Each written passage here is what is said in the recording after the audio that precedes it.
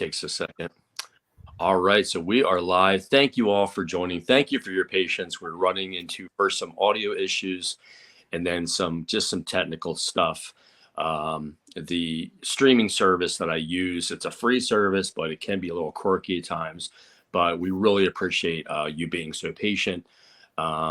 Just got to work through it, and with some patience and a little bit of luck, we made it. So nice number of people on hand. We're all glad to see you here. Patrick Katz plays for Elvis fans. How you doing? Glad to see you here. Let's see who else we have in. We have Elvis. That's Adam. My bad. TCB since 73. Steve is here. How you doing, Steve? Hi, Steve. Graham. How you doing, Graham? Making sure I don't miss anybody. So I think what a lot of it is maybe is people are just getting on now, but we're all glad to have you here. Really no agenda. This is our first live stream, hopefully first of many. And Eleanor, how you doing, Eleanor? Good to see you. Adam's first ever live stream. Yeah, my first live stream. I'm a live stream virgin. So after this one, we can call you a veteran. What's that, David? Feel free. I'm just telling everyone, feel free to ask him lots of questions. Yeah, he's got all the answers. All right, what was the first comment? Eleanor says, I don't know, I'm hearing different things. And maybe with Adam being in the UK, he might have a clear answer. So Eleanor says, I understand that we might be getting Guitar Man FTD at the end of next week. But I heard from somebody here, now this could be just in the United States, that is actually delayed about a week and a half to 2 weeks. I don't know. What have you heard, Adam, if anything? I don't think there's ever been a set release date. No. I think we all speculate that it's announced it's going to come out the following month. And then when it doesn't, everyone says it's late. And I've still not had a confirmed release date on it yet. So, okay. It's just a waiting game. Maybe it's all a cunning plan to generate interest and get everybody pre-ordering.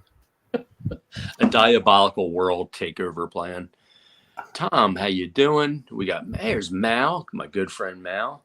Mr. Hi, Mal. We got a lot of people joining in quick, fast and furious. This is great. So yeah, are you able to highlight comments, Mike, on your smartphone? I have them to the right. I don't know how to highlight. Are you both seeing the comments? I can see them all, yeah, but I know if you do a live stream on a laptop, you can actually move a comment so it appears on screen, but I don't know what your interface looks like on a smartphone. Oh, okay. Let me see. It doesn't matter, but yeah, no, I can check that so everybody can see. Maybe under layout, maybe. I've got your channel open, Mark, and I can see the comments, but they're a little bit delayed. They're not really coming through live as we speak, so it might take us a little bit to catch up on things. Okay. All right. I think I'm getting them straight away. Maybe you've got. Are you using a laptop, Adam? No, I'm on the PC. It's not a big delay. It's just a slight delay in the video. Sincerely, Elvis Presley. I got to give him a shout out. He's a fairly new YouTuber. Sure. There in the UK, his channel is fabulous. I was watching his album haul for his birthday. Well, yeah, he got some good stuff, didn't he? He did get some good stuff. I was really jealous over his 64 Elvis's Christmas album, but he's just very, I don't know. I can really relate to him. He's a lot similar to us. He just goes on there, nothing fancy. He's got a great setup at his house, but he just presents himself very well, very professional. It's just, I told him, I commented that his channel is really becoming one of my favorites. I really look forward to his videos. He's doing a great job. So any of you, and I promised him a shout out. I wanted to do it in a video, but once the feeble-mindedness set in, it kind of slips my mind every time, it seems. But sincerely, Elvis Presley. He's a new YouTuber, but he's got a fantastic ever-growing collection. Check him out. I hope to have him on as a guest. He raised an interesting point a few minutes ago. He says, how come there's so many of us around the same age doing YouTube? Where's all the youth? So he's actually about a month older than me, and I've got a couple of years on you guys. So we're all about the same. And there are a few other guys as well about our age doing YouTube. So there are some young guys doing YouTube, Sean. Yeah, I did some research to see what age group was viewing my videos. And it was surprising. The high percentage was sort of from 40 onwards. Same as me. So there's sort of 3 age groups, 40 onwards, and that was probably 75% of the viewers. Well, that's the age group of most Elvis fans now, isn't it? 50 plus. It is, but I'm telling you, it is amazing to me on Instagram how many young fans there are. Now, grant they're not as many as of us older guys, but for me at least, everything I see, it seems to be older folks, but there's a younger generation. I think the Elvis movie, I think that helped generate some things, and the number of people that go to Graceland for Elvis Week, it's really you get a pretty wide smattering of age groups, I think. Maybe there are dozens of young Elvis YouTubers out there, but they're just not getting recommended to us because we're the older ones. Yeah. Michael, welcome. Good to see you. Elvis in Picture says he's 67 in February. Nice. Yeah, we're definitely the older generation. So there was a topic. It was funny that this subject is being brought up. I saw, and I don't know if, again, memory stinks. A couple of days ago, I was reading, I think it was on Facebook, or I was reading something about how somebody it was Facebook. Somebody was making a comment about how, this subject matter, that a lot of collectors seem to be the older group. And somebody said that they feared that once our age group kind of, don't like the word to use, dies out, but I'll say it, if his legacy will continue. And to me, when you think of him, Elvis Presley, I mean, if you were to say who is one of the biggest and most legendary and most recognizable artists in the 20th century, I mean, you're going to hear different names. You have Marilyn Monroe, Frank Sinatra, Dean Martin, things like that. But I'm betting a lot of people, many more, would say Elvis Presley, just from what he accomplished in the short time that he was here. And that's just my opinion. But I don't think it's kind of like, historical figures from years ago. It's embedded, and I just don't think it'll ever go away. And a lot of commercials on TV and things are, and the memories and the candlelight vigil at Graceland in August. So I don't think that's going to happen. He's just too big of a star, too big of a person. Let's hope so. Well, we've got the oldest person we've got in at the moment is Mal, 79 years young. Any advance on 79? Who's the youngest? That'll be interesting to find out. Yeah. Anybody under 50? Who said that they were? Graham's 59. I'm not too. Eleanor said she was 74 next month. I think Eleanor, she's joined a lot of my live chat. And if I'm thinking of the same person, Eleanor, you can correct me if I'm wrong. I think Eleanor's seen Elvis a couple of times in concert. Somebody else. So just about the comments, we're reading the comments, but I don't know if Mark's able to put them on screen. So if we miss some of your comments, you don't take it personally. We'll try and get to as many as we can. Possibly. Let me see. Let me try that, David. Adam says he sees them, but they're delayed. But let me just let me go in the settings. They're coming up okay, but only the host can put them on the screen. You know what I mean? Only the host can highlight a comment. Oh, okay. Yeah. And I will tell you, I am not good with when it comes to technical stuff. I'm definitely not. Patrick Cat's place for Elvis fans. Is your name Gina? Sorry if I've got that wrong, but I have a feeling your name's Gina. She says, I saw Elvis in concert. Really? Well, where was that and when? It is Gina, isn't it? Oh, there you go. We've got a 19-year-old Ronnie TCB. 19. And there you go, David. He's inspired to collect Japanese releases. And he's just recently completed the FTD vinyl set. Wow, that must be some collection you've got there. And 19, better than I had at 19 years old. That is impressive, Ronnie, to be 19 and to have. Now, Ronnie, I got to ask you how long you've been collecting. Just see what he says, because I'm curious how long it took him to get them all. Cow Palace in San Francisco. All right. So November 76, was that a good period for? I know he did a good show on New Year's Eve 1976, but what about was he in good form in 76? I can't remember. What's the verdict on the 76 shows? Did everyone like the sound on the recent MRS Elvis on Stage 73 in Vegas? I'm over it. Again, I'm probably going to relay this question. I don't own it yet. I'm going to relay this to Adam. Adam, the MRS Elvis on Stage. I've heard a mixed bag, but I've heard mostly good stuff. Was this one of those where they've fiddled around with the sound to make it sort of sound? It's stereo. A mono soundboard, but been made to sound like stereo. Yes. Yeah, so it's a mono soundboard turned into a stereo effect. Some people have really raved about it and said it sounds fantastic. I'm a bit 50-50. It does sound good. There's bits in the sound that I find a little bit messy in the mix, but there's been quite a few releases over the years, different bootleg labels, FTD, and I want to sit down and go through them at some point.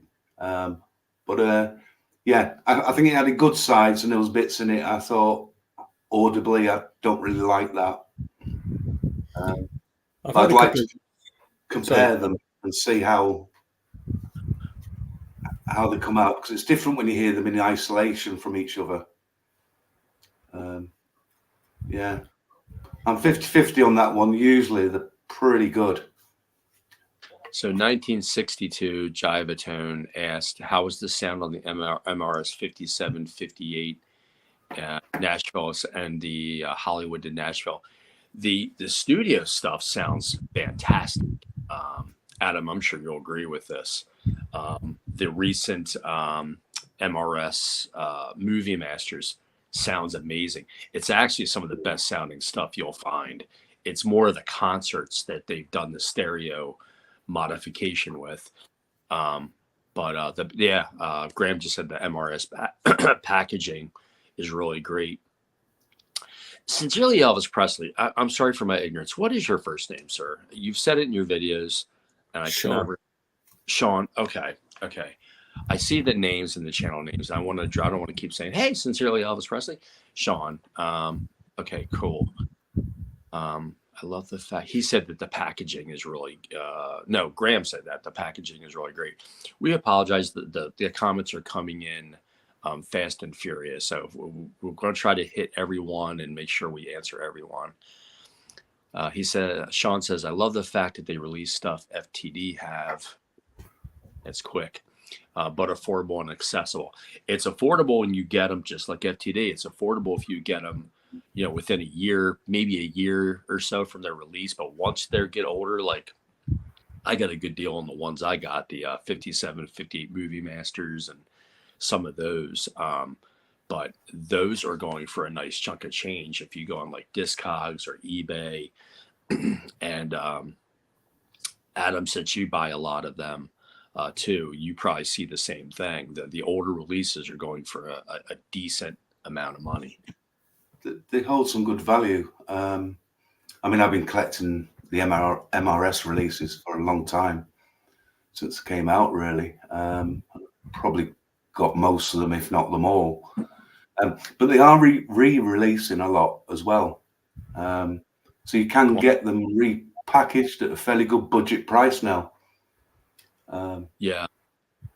Good example of that is the 62 Masters, the Studio Masters that came out on a 3. Am I right, Adam? 3 album, 4 LP set? I think 3 LP set. Great. And they released it, I want to say 2-3 weeks ago. I don't have it yet. I'm going to get it, but I think they're releasing it on a 2 CD set. It's pretty reasonable. It's right around 24, 25 pounds on the sites that I've seen them all.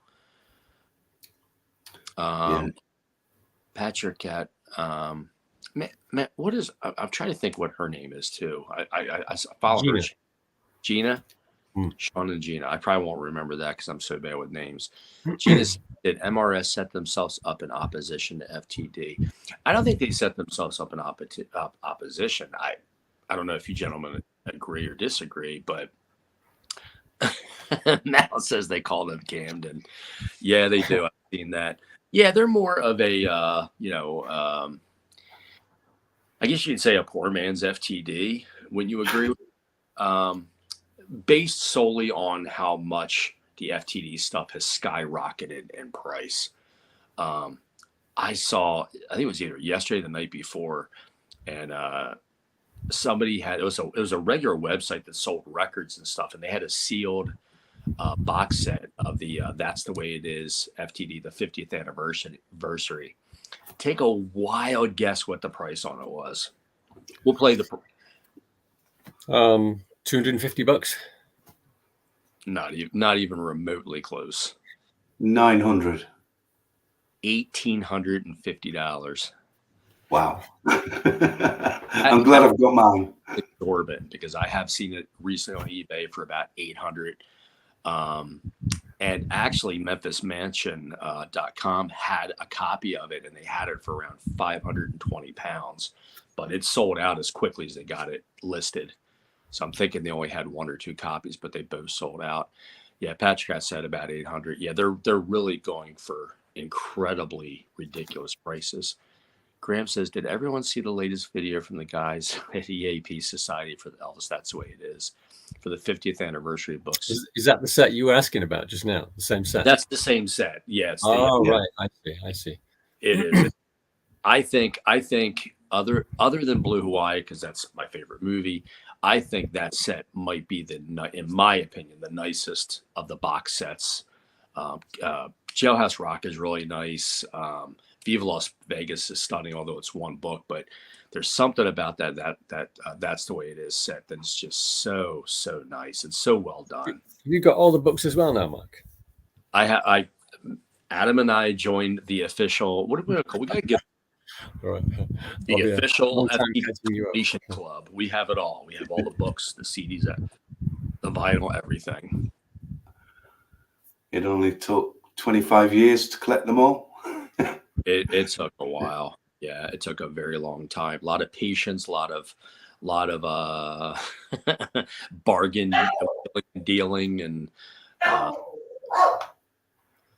Steve is talking about test pressings in inverted commas.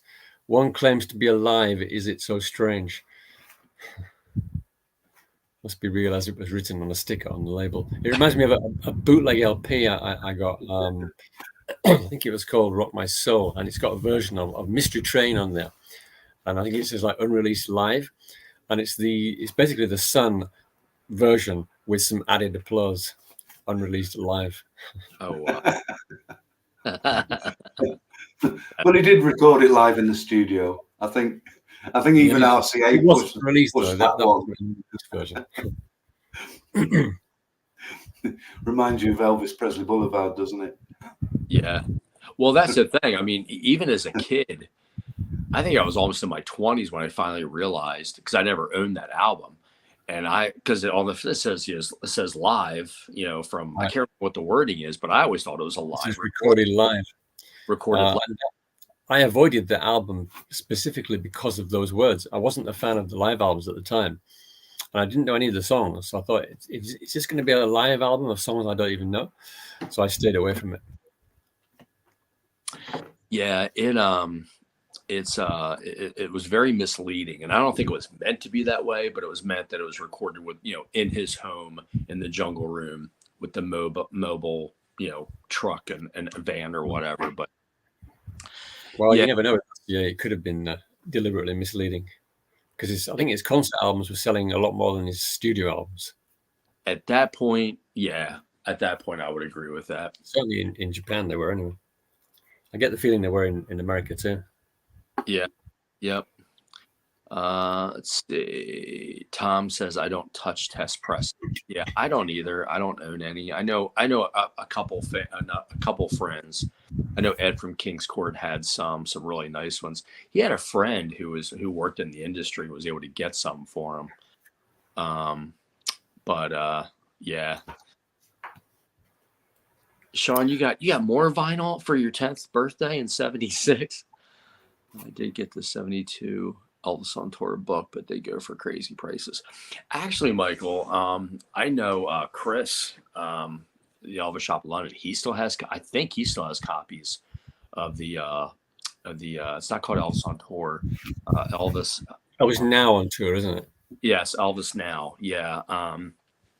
And I've seen that set for very affordable for around 235 pounds on different, and I say pounds, I'm in America, but I say pounds because a lot of the sites, it seems like in the UK and Denmark, they're euros. A lot of find them, they are still very affordable for now. That's the I was looking at a site called, I think it's called Elvis Corner. I think they're based somewhere in Europe, and he's got quite a lot of FTD stuff on there as well, used as well as new ones, and they seem to be quite reasonably priced. Yeah, that's the thing, and that's I almost put on a detective hat whenever, especially when I was trying to get all the FTD stuff. I was always on the prowl, always looking, always hunting, checking out, trying to get the best deals and all that. But it definitely takes a lot of time and a lot of patience. Let's see if we didn't miss any. You live in Melbourne. Maybe we can go share the set 1 week at your place, 1 week at mine. I'm going to subscribe to your channel. Yeah, Graham. Sean has a really, really great channel. I've really enjoyed his videos. Sean says, yeah, sorry, I was just looking at that same comment. He's talking about the Elvis Presley Boulevard LP. I got it for my 10th birthday in '76. That's quite a heavy album to get as a 10th birthday present. yeah, heavy alpha. Yeah. Sean says, David's our studio closet comedian. He comes across as, like this, and just giving us the facts and the info, but he keeps us all laughing. He's got some good ones. Hello, Helen. Sean says that was another FTD clunker. First it was sold out, then it wasn't, then loads got damaged, and now you can get it everywhere. Yeah, it seems the last, I don't know, since going back to maybe How Great They Are, it seems like every single release has been delayed. I mean, good grief. How long was the gold vinyl for Moody Blue? That was delayed for what, 3 months, 2.5 months? Mel. Thanks for joining us.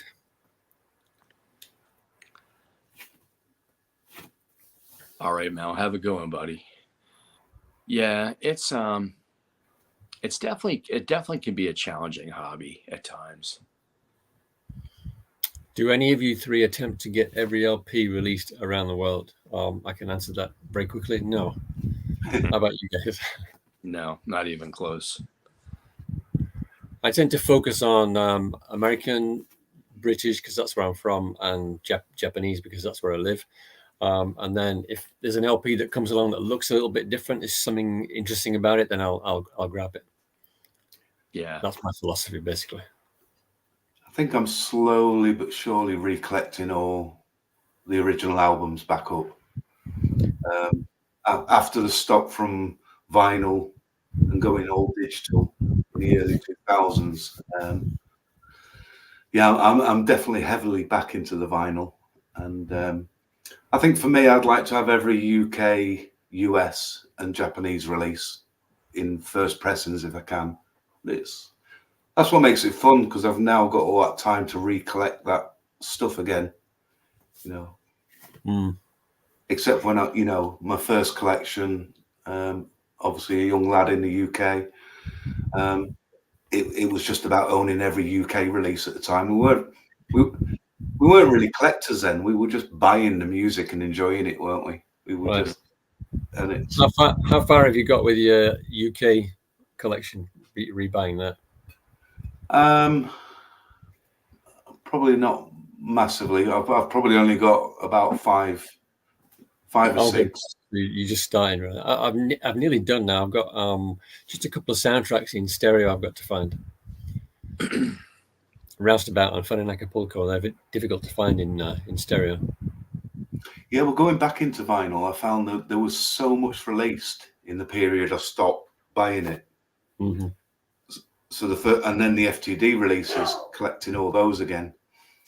There was so much. I mean, you're talking hundreds and hundreds of albums that have been released just in the last 20 years or so. Way more than when he was alive. Yeah, the pace of releases is just incredible. And it's probably because, as somebody mentioned earlier on in the comments, it's probably because people our age have got more disposable income. So they're flogging us while we've still got money, while we're still moving. Well, that's it. We're the generation now where probably our kids are growing up and, leaving home. And, I've just had my first granddaughter 2 weeks ago. So my son's just about to start university, so I'm going to be skint for the next 4 years. I'll have to put my channel on hold for 4 years. Yeah. Well, I've been through that stage, so now I can sort of say, okay, I've got some time to look after myself and recollect and enjoy. And the problem is I like all periods, so I like the concert stuff. So there's a lot out there to collect. Yeah. Yep. Adam joins the Grandfather Club. Recently, the FTD Completion Club, and now the Grand. Can I just answer Ken? Ken asks, David, did you get any nibbles from your video on your missing LPs from your collection? I did. I think I was missing about 3 American LPs, and I managed to find them all. I don't know, it was 4, and I got 2 from one gentleman and 2 from a dealer in New York. So, and I actually did a follow-up video showing the 4 that I got. And the guy in America, in New York, Dave is called, I think he's got Elvis Rare Records. He actually he gave me a copy of the Christmas album from 1957, which is very good of him. The original one, with a booklet cover. Yeah. Well, that's what I've been doing. I've been trying to collect the important but expensive ones first. The original US King Creole with a bonus card and everything, and the US Christmas album. And I managed to pick one of those up from Chris at the Elvis shop in London in really nice condition. It's probably my favorite album in my collection now. All right. I've wanted it so long in a mint condition, and it's close enough. As close as I'll ever get, I think. So 1962 Jivatone says, if FTD releases California Holiday and other soundtrack LPs, do you think they'll include the bonus songs? They should. They typically do. I believe. Why am I having a memory fog? For I think they do release the bonus songs on there, if I'm not mistaken, don't they, Adam? Yeah. Do they? Oh yeah, because they tend to. On the CDs, they have the original album, don't they? And then they've got a lot of bonus songs, alternate takes. But for some reason, I'm having a loss of memory here on as far as the LPs. I'm not sure about the LPs. The LPs tend to be a mixture of takes and bonus songs, outtakes, mono mixes, stereo mixes. They're quite good. I like it when they make a good playlist out of them rather than just take after take. Yeah. Has one of you got a dog? It's me. All right. Can anybody guess? Can anybody guess the breed of dog that Adam's got? Just judging by the bark. I get the feeling it's maybe a small dog. Is it a poodle? No, and it's definitely not a hound dog. Oh, Adam, Ronnie TCB has a question for you. Yeah. What are your thoughts on the That's All Right set behind you? Really tempted by that one. Yeah, so as you can see, the big news this month is the 70th anniversary of That's All Right, Blue Moon of Kentucky. When was it recorded? On 5th of July, That's All Right, and we believe released on the 19th of July. So we're only a day off the anniversary of the 70th anniversary of its release. Also, someone mentioned Roustabout soundtrack earlier. It's the 60th anniversary of Roustabout release. Is it really? This year as well, which I know is quite a favourite of many people. Let me just grab this year, yeah, 64, wasn't it? Yeah. Was we talking about this release, Mark? Set. Yeah. Asking about the set. Are you talking about the one that looks like the turntable, maybe? Is he talking about that? The box set. Well, I'll show that as well in a minute. The box set is this one. Yeah. The song that changed the world. It's absolutely fantastic. First of all, it came in the white the white cardboard packing box, which was quite a nice thing. And then it comes in this box set, which is magnetic opening, and then that houses the album and everything that comes in it. So is it very expensive, Adam? It's not cheap. Yeah. What is these days? Yeah, true. It's quite a jam-packed release. First of all, you get this little advertising card. That's pretty cool. It's quite nice. But when you open the box, you're first presented with this sort of 3D replication record player with the original 78 image on it.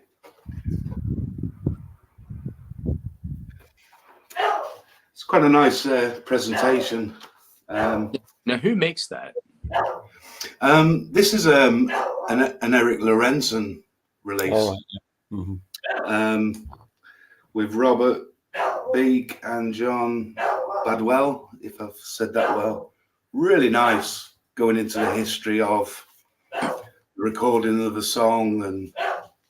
And I created a bit of a video on this, so if anyone wants to go and view that on my channel. Is that book only about the song? Yeah. Basically the song. To write a book about a song. What I like is it goes into the history of the song, and so it doesn't just stick with the Sun sessions. You know, it talks about 68 comeback. It talks about the Vegas releases, and then versions of it that he sang live through the 70s. I'm glad he stopped doing it live, because you can have too much of a good thing.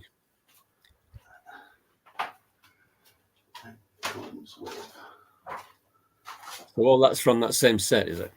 All this is in that little package, yeah. So you got the sheet music, but That's All Right.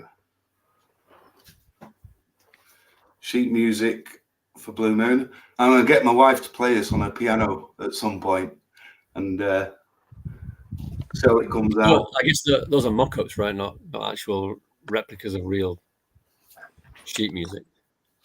They have the music inside. It's just Yeah, I'm just wondering about the front. I guess that's just like something they've made up, isn't it, rather than a copy of an actual original. I would imagine, yeah. But still, it looks good though.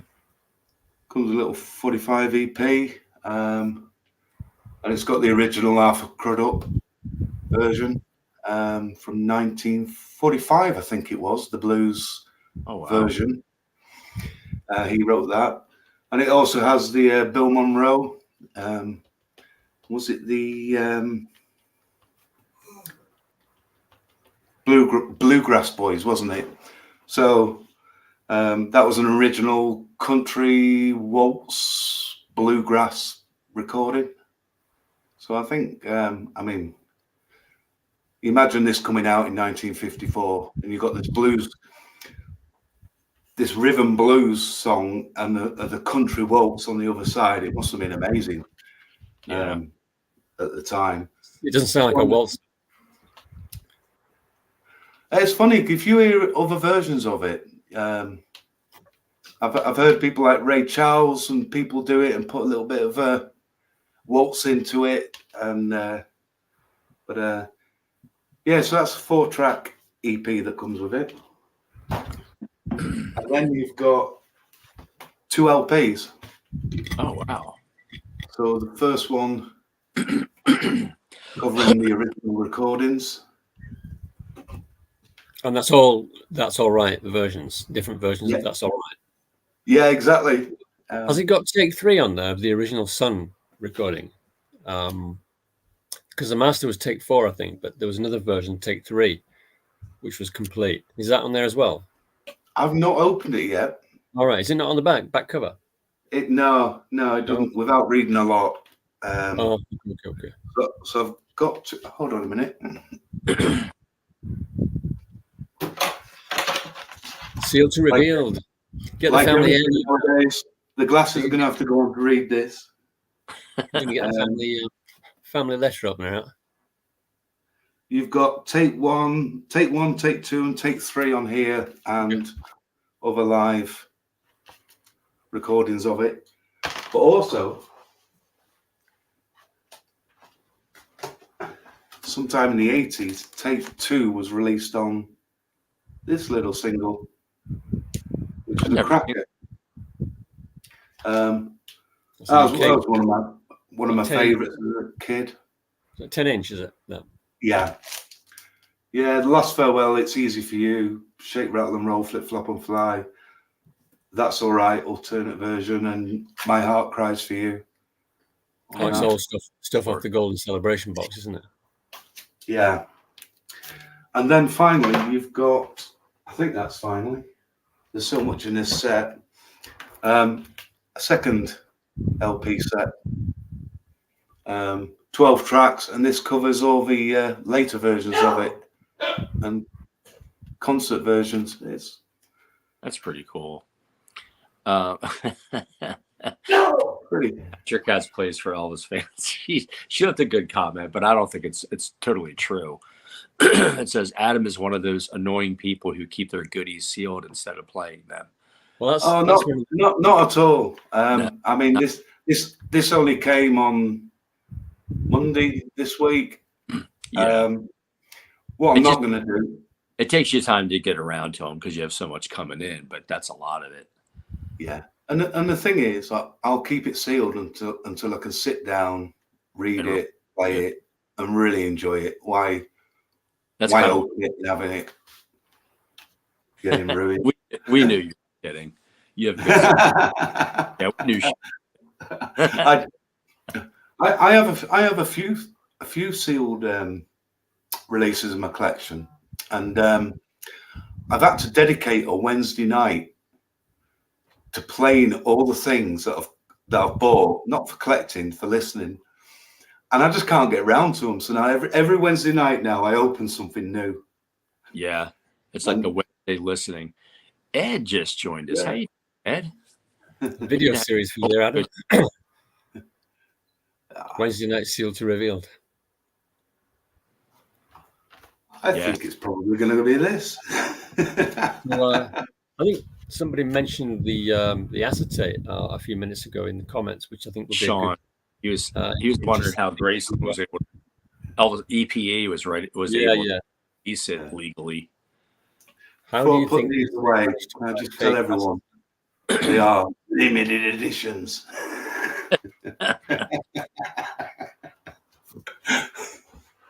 Sorry, Ed. Actually, I'm not surprised that the estate bought a fake acetate of That's All Right, because they don't know everything. The fans know a lot more than the estate and the record company when it comes to these things. So I'm not surprised they bought a fake one. I am a late bloomer to the Sun years because even as a kid, I wasn't really drawn. Well, you didn't have as much access to it back then, but even as I got back into collecting in the last decade, uh, I I wasn't drawn to it. And then about a week and a half ago, I pulled up I streamed it because I stream a lot. I actually stream more than I listen to vinyl and CDs. And they had on Apple, they had the Boy from Tupelo, the complete sessions, and I was loving it, man. That's a great sounding record, then. It does sound great. Ed said, "What's the topic today?" We're just talking and just following whatever's in the comments. Just kind of no specific agenda or topic, really, Ed. Although, Adam, you said you had something you wanted to raise with us. Yeah, so a couple of questions for you guys. So what's your latest additions to your collections? What have you been collecting the last month or so? Mark? I recently completed the of course the FTD books. I needed about 4 or 5 of them, and over time I've gotten them. I just today found a really, really inexpensive copy. I think I first saw it on Ed's channel. It's the Record Store Day from 2010. The That's All Right with Blue Moon of Kentucky on the flip side. Somebody had it for like $20, brand new seal. They said it was old stock. It was mint. So I got that. I've been since I completed the FTD. I've been laying a little bit low. I was able to get recently I've been after it for 2 years. The Live in Vegas. It came out in like a tall box set. It's the one with him on the cover from 1970 and the fringe jumpsuit. And it came out on 5 LPs, and I found a copy for like a ridiculously cheap. Again, me and my bargain hunting, and it was sealed. It was brand new. It's downstairs. I don't have it with me, but I got that. But Sean says I've been scaling back for the last 2 years. Yeah, really. Not really. Ed just brought up something good. I could kick myself in the butt. I'm going to have to end up getting it on eBay and pay way more for it. But I missed out on the Memphis Graceland vinyl, the red vinyl. And I went to go order it. It was only up for like maybe 7 or 8 days, and it sold out fast. So now I'm going to have to probably, up the ante and get it once. Did you guys see how much? Did you guys see how much the copy of That's All Right, the liquid That's All Right, went for on eBay a few days ago? That's the one that Adam's got there. It was over $900 once you convert it to US. Yeah, it was over 1,000. I was looking in yen. Yeah, $900 was it? Yeah, with shipping. So I think the shipping was like $35 because it was from the UK. That is pretty cool looking. Hey, Ronald, how are you, buddy? Good to see you. Eleanor says her latest LP is from RCA to Stax. Pretty cool. Sean said he got the red vinyl pre-order. Yeah, I snoozed, I lose, I guess. It was one of those things, man. My heart sank. I went to go back and order it, and I couldn't find it because they take it down. So I'm like, that's odd. It was just here yesterday. So it's my own fault. They always say the early bird catches the worm, but I went to go. So I Googled it, and it had the picture of the red vinyl. So it said, pre-orders. I clicked on it, and then it popped up the picture, but then underneath it said sold out. I'm like, man. Like I said, I'll get a copy. I'm just gonna have to pay a little bit more for it. But yeah, the Graceland vinyls, I have most of them. They're done really, really well. Let's see, the bottomless rabbit hole. Yes, Tom, you are correct. Let's see. I'm gonna make sure I don't miss any of these comments. I think those colored vinyls like that are just a rip off. They know hard. Yeah, and when you slap, limited, I can't do it like Ed does. The limited edition, Adam was good with it. But when you add limited edition, numbered, Graceland exclusive, once you add that title to it, yeah, you can almost add a few bucks to it. I don't look at them as a ripoff. I think they are cool. They're unique pressings, but everybody has a different idea on it. Many folks are, not real happy with the Follow That Dream label with the re-releases. And Sean brought up something a while back in his chat. He said, and I've heard everybody say this, the new sparkle vinyl for the Moody Blues set, it's not sparkle. It's more like a swirl. I think a few people were disappointed by that. So I think I'm getting an idea. And gentlemen, you can tell me if you agree with this. I'm getting an idea. I think people are starting to get a little disgruntled with FTD for first what they advertise, and second, the constant delays. Well, it doesn't affect me. Yeah. In this part of the world. My thing is, I don't know if it's a quality control thing that's causing the delays. They never say. I do know, I take that back. I do know on a couple of releases, one being the 72 on tour box set and the How Great Thou Art sessions. There was something wrong with one of the discs. There was a defect and they had to go back and repress it. I do know that caused a delay. So I'm sure it's something, I don't know what caused the massive delay with the Moody Blues set. Like I said, that was delayed probably close to 2 months or more. So I don't know if it had something to do with the actual pressing itself with the gold. I don't know what it was, but yeah, Michael says the delays are a pain. I'm not sure what happened to those people. Yeah, they still have a great reputation. In my opinion, the FTD is the gold star, so to speak, of collecting. Their product is just second to none, at least the books and the LPs. The CD sets, I love the sessions. Some of the older FTDs from when they first came out, they're a little clunky here and there, the sound wise. But I don't know. I still love their stuff, but yeah, the delays are really bothersome.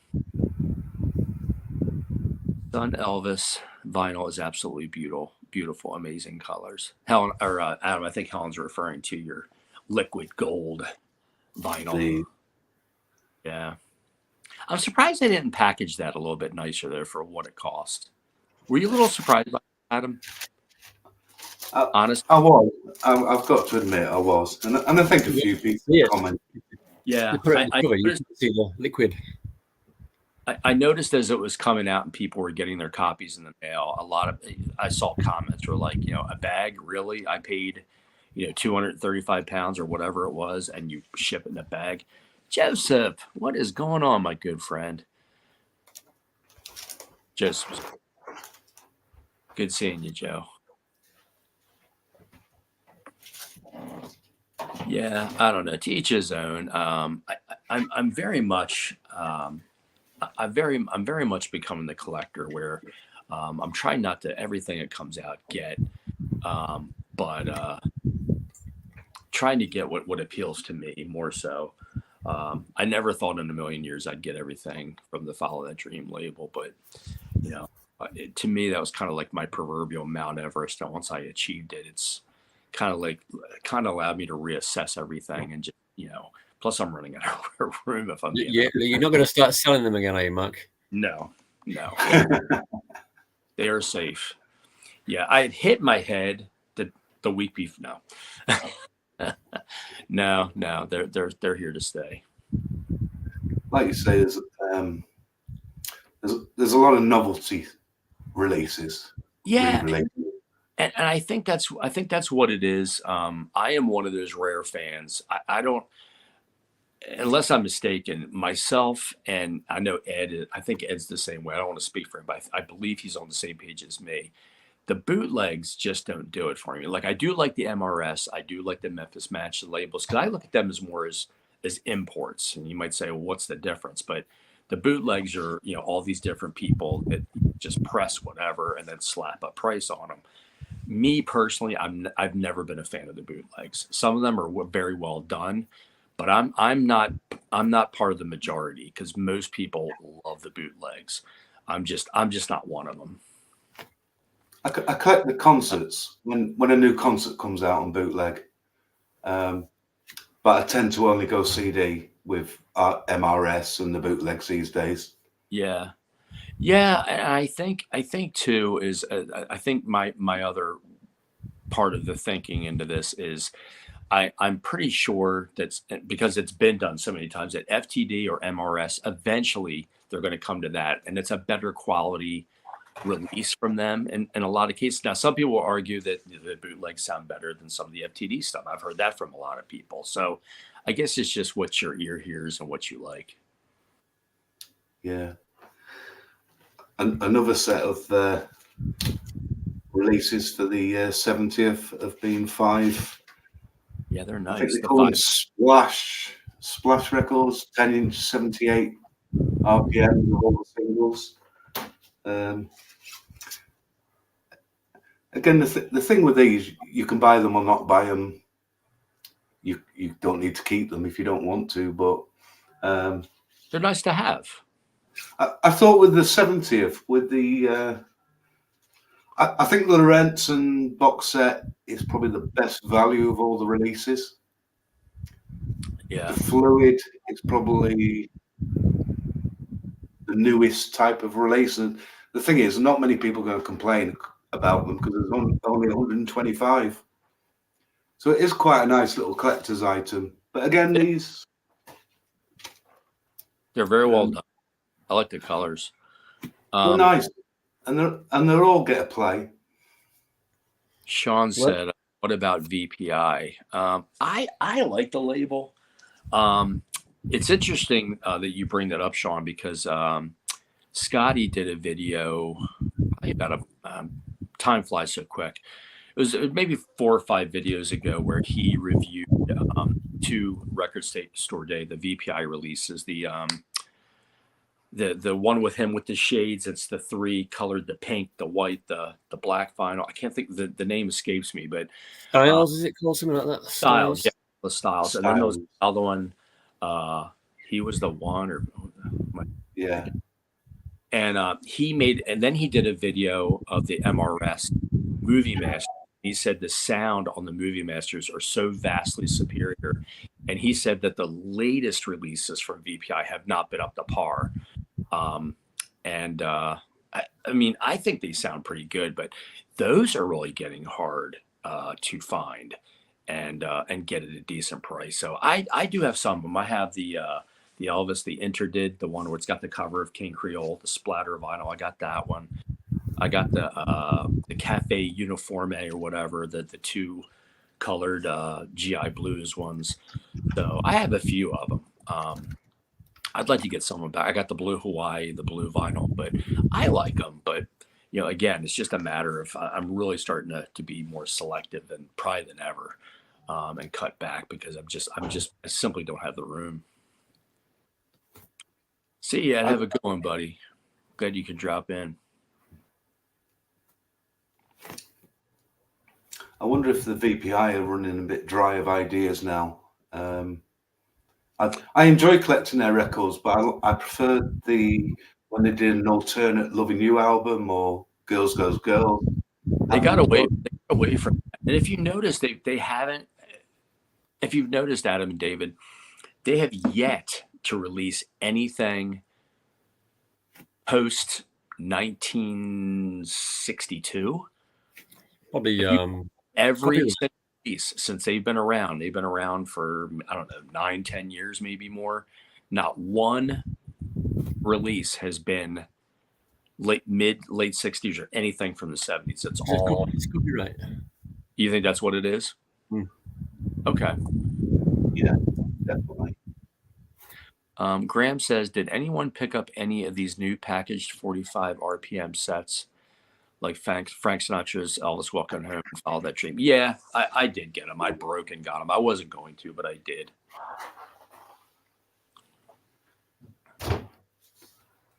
Tom says I'm selective too. If it says Elvis, I buy it. Laugh out loud.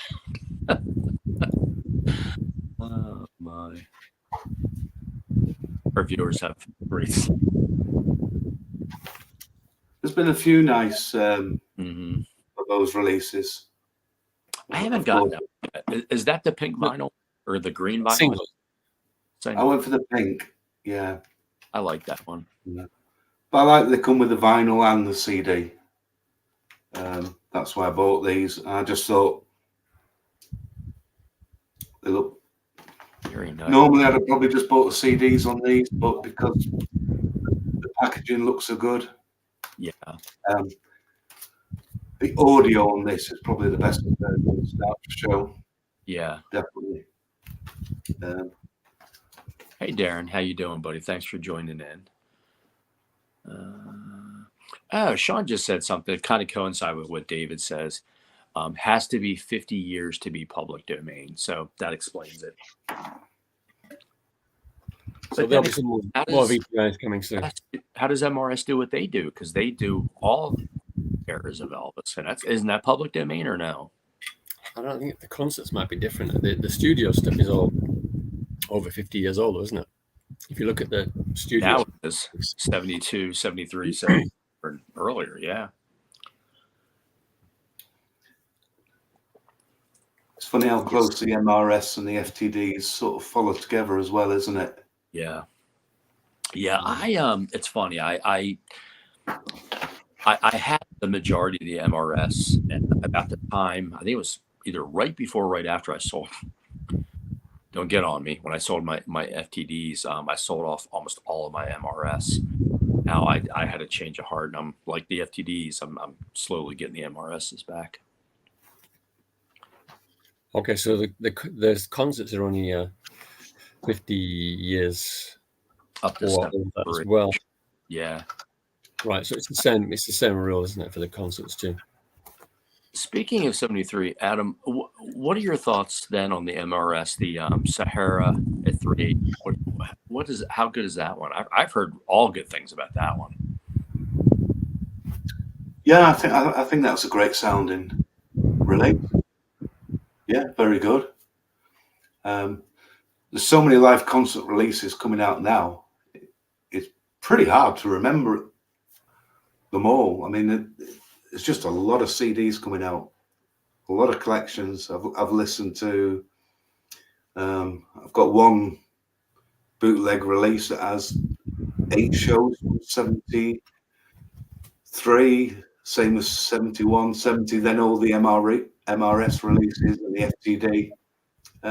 Takes some keeping up with them all. Are they like proper stereo ones then? That 73 one. Yeah. Mm-hmm. Yeah.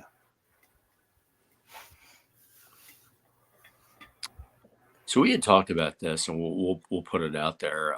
One of the things, Graham just said Sahara 73 is great, Mark. Thanks, Graham. I appreciate that. Yeah, I've heard it's good. Like I said, unlike the on stage 73 one that came out around the same time or at the same time, I've heard mixed bag on that one, but everything with our heard all positive stuff. So I just want to get. I knew Adam had it. I want to get his thoughts too. What was I going to say? Oh, the three of us have talked about having a guest. Any of you sit in on our live stream. I think it would make for a great live stream, a great time to get your thoughts, your collecting, everything like that. So we'll get that in the works for our next live stream. Trying to think. Whoa, sorry about that, guys. Trying to figure out what would be the easiest way for somebody to let us know. Ken says, "Oh, sure, Mark. Now you can go hog wild since your basement and patio is done." Yep.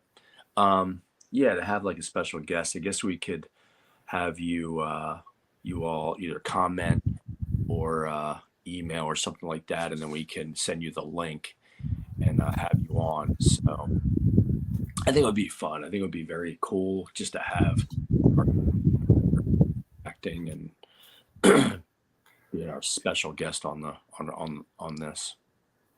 I think your generation discussion was really interesting earlier. We're all of a similar generation ourselves. Mm-hmm. If we could get some younger members on to discuss how they're discovering Elvis and what they enjoy. And also some older members who've been there from the beginning. You know, he's gone now. What was it like, you know, in the 50s? And you can imagine 1960 Elvis coming back out of the army, seeing him on Frank Sinatra, seeing the movies come out at the cinemas. We sort of missed all that period. Yeah. It'd be nice to get the two ends. Well, and the three of us were fortunate enough to be alive when he was alive. I mean, I was 9 years old when he passed away, and I've, you know, as many of you already know, follow my channel. I've been a fan since I was about 4 years old. First time I heard was my mom had Elvis's Christmas album, and that was just one that just resonated me.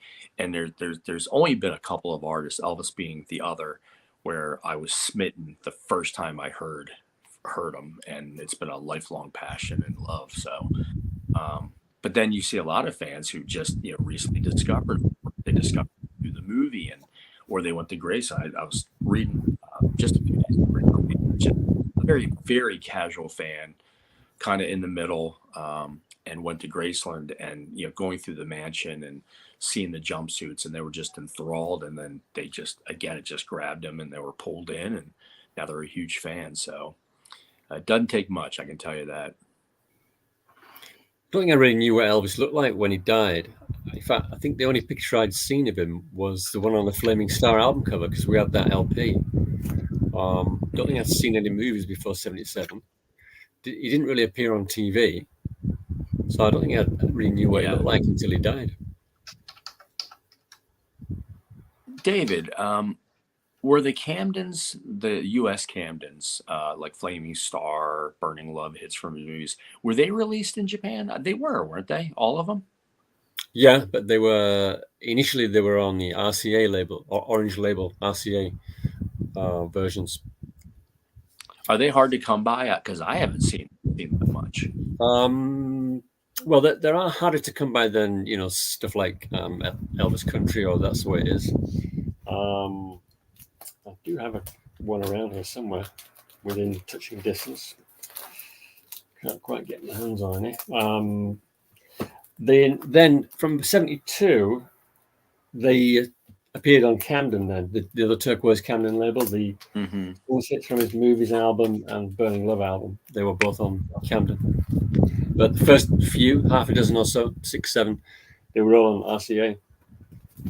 Okay. Same covers? Pardon? Same covers, same album cover? Well, no, they were gatefold. It would be nice if I could find one.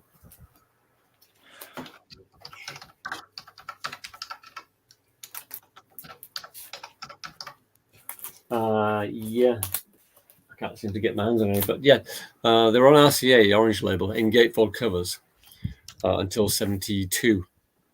Interesting. Never knew that. That's the one thing too. They were sold at full price as well, by the way. What's that? They were sold at full price, not budget price. Oh wow. So maybe that's why they didn't sell very well. What's that? Maybe that's why they didn't sell as well as the regular albums. Budget, yeah. Graham says, Adam, in 1979, when I bought my first Elvis record live from Madison Square Garden, I was absolutely hooked. I still love that MSG show. Yeah, the afternoon show to this day is my favorite, all-time favorite show. You fire.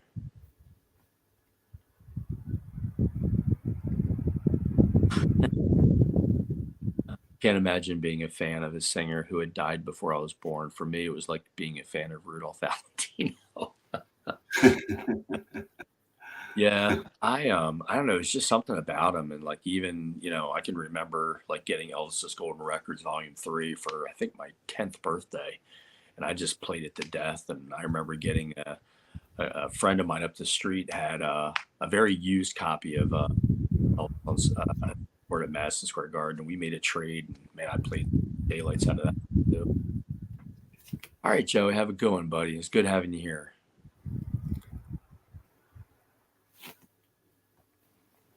Oh, Ken says he was 15. He actually saw him at MSG. Wow. Which show, Ken? Which specific show did you see? You too, Joe.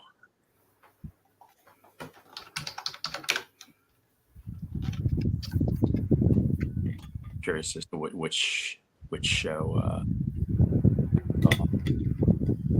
Darren says my dad saw Elvis in '56 in Jacksonville at the Gator Bowl. Wow. He wasn't allowed to shake around, but he wasn't allowed to shake around. Sorry, I'm having a hard time reading these. They're so small. But he just couldn't be still. Please stop the show after the few songs. Yeah, he talks about that in the '68 and the '68 NBC TV special. He talks about that. Well, that's right. Yeah. Oh, Ken says he saw him on Sunday, so he would have saw him on the afternoon show on June 11th. Very cool. Man, I couldn't. Ed's parents actually, Ed from King's Court, I don't know if he's still on. He left. That's right. He went to have breakfast with his wife. His parents actually went to all 4 shows. And their first show, I think, was that April in Buffalo, I believe. I asked him about a year ago. Him and I chat off and on, and I said, how many times have your parents seen him? And I think they said over 100 times. I saw him in Dalton dozens of times, I believe, but I couldn't imagine. That must have been so awesome. So why don't you organize a live stream with those of us who saw Elvis in person so we can talk about him and answer your questions? That's a good idea. It's a very good idea. Yeah, we may do that. Absolutely. Although we can just ask you now. Yeah, right now. Yeah, I just it's funny. I've had friends that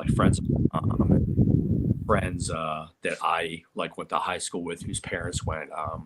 A girl that I dated when I was in high school, her mother saw Elvis in I want to say May of '77 at the Spectrum in Philadelphia, and one of my good friends from high school that I still talk to today, his mom went to the same show. Darren says, my dad said a riot broke out, and by the time they got Elvis on a paddy wagon, his shirt was torn off of him. Yeah, I heard What's that. What's a paddy wagon? What's that? What's a paddy wagon? It's a term for a police car here. Oh, right. Paddy wagon. Don't wonder about that then. Okay, Gina, fire away. So can I ask Gina? I'll ask Gina a question about the concert she saw. What was the most memorable thing about that concert? You said it was in 1976, I believe, November 1976. What was the most memorable thing about it?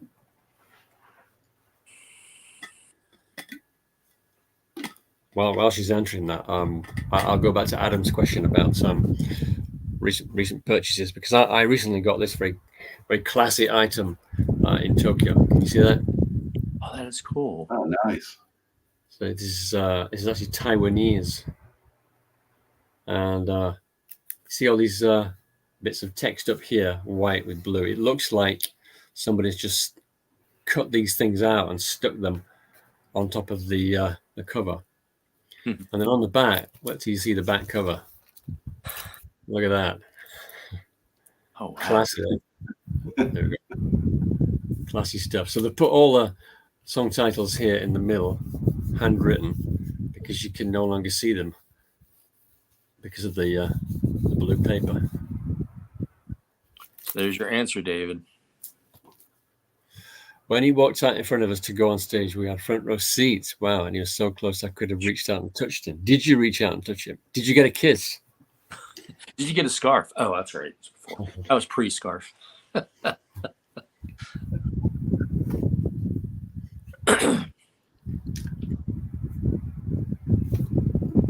year was that release, David, that was showing? Well, that's a good question, actually, Adam, because with Taiwanese records, you can actually tell sometimes when they were released by looking at the label. And this is one of those records where you can tell. I don't know if you can see it, but right at the bottom of the label there, you can see it says 59, number 59. And if you add an 11 to that number, then you get the year it was released in our calendar. So that's 1970 that was made. Right. and it's actually made with American stampers. It's got the American matrix number, and it's got 3S, 3S on both sides, and it's got the little H for Hollywood. So they've somehow got hold of American Hollywood stampers and used them to make that. And how does it sound? Sounds all right. It's got a really noticeable warp on it. So one side, when you put it on the turntable, it's kind of dished, and then when you turn it over, it really does. It's all over the place, but it plays fine and it sounds pretty good. It's a perfectly listenable copy. But I just like picking tiny ones just because they're unusual, not necessarily to listen to them, but it does actually sound fun. And yeah, I was thinking actually about this. This is one thing I wanted to ask you guys. I was listening to the album, and for the first time in my life, I really enjoyed You've Lost That Living Feeling. And I was going to ask you guys, are there any songs that kind of crept up on you, songs that you've liked and sort of never liked for years and years, and then suddenly you hear it again and you love it? And that goes for people in the audience too. A song that you never liked, but one day you hear it again and suddenly you like it. It's funny, I was thinking about this the other day. And for me, it's Summer Kisses, Winter Tears. Oh, I've always loved that. And so many people have. And then suddenly I heard it one day in the last couple of years, and it just clicked. You know, what a great vocal and song it is. Mm-hmm. But I'd never given it much time of day, I think. Right. So that's definitely a big one for me. Okay. We Can Make the Morning, 1962 Jivatone, yeah. I think I liked that song a lot when I first heard the Elvis Now album. It's kind of it's become less of a favorite as the years go by. I just want to go back to Gina. She said she didn't get a kiss, but she got a scarf. Very nice. How many concerts did you go to, Gina?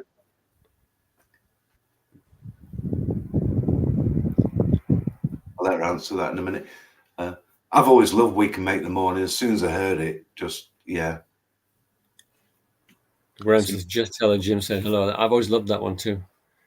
Yeah, Graham and I are on the same. That was a song that is when I was younger, but man, now that I'm older, man, it's one of my favorite songs of his. One of his best singles, actually, taking both sides. Mm-hmm. One of my favorite singles, anyway. Yeah, I've always liked that one as well. I guess it kind of grew on me, but I've always kind of liked it. That's my favorite 70s album. That's the way it is. I just, from start to finish, there's a couple on there that are but the majority of the songs on that album are just spectacular. It's definitely 100% playlist for me. I put it on and I'd never want to skip a vocally track from that album. Yeah, vocally he was just, oh man. But you know what I've noticed? If you listen to him just from 1969 to 1970, so when you listen to From Elvis in Memphis, I always thought that was right after the TV special, and 1969 especially, he had a very soulful voice, and it didn't stay. By 1970, he started getting that more baritone sound to his voice. Did you ever notice that, like how different his voice changes from 69 to 70?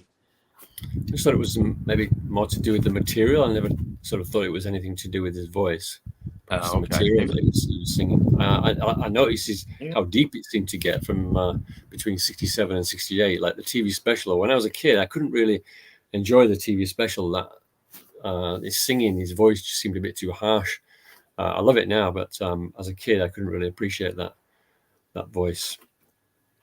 Heart of Rome. Michael says Heart of Rome for me. Heart of Rome is my favorite song from Love Letters from Elvis. I love that song.